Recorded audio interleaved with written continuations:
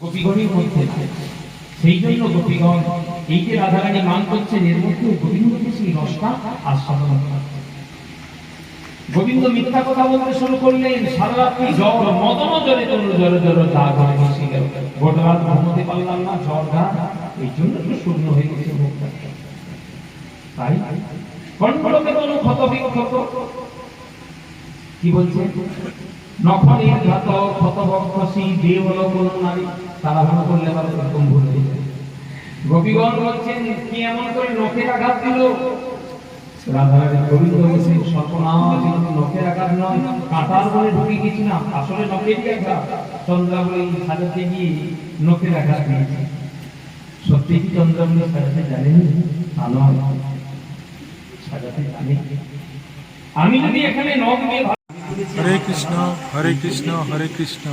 শ্রাবণ মাসের প্রত্যেক দিনই সন্ধ্যা 7টা থেকে রাত্রি 10টা পর্যন্ত হরিনাথপুর তান শিবিরের নিচে সব ভক্তদের আমন্ত্রণ রইল।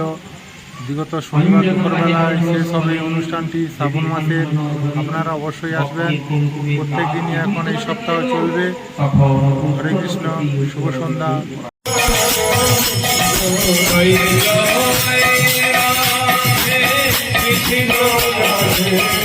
Go,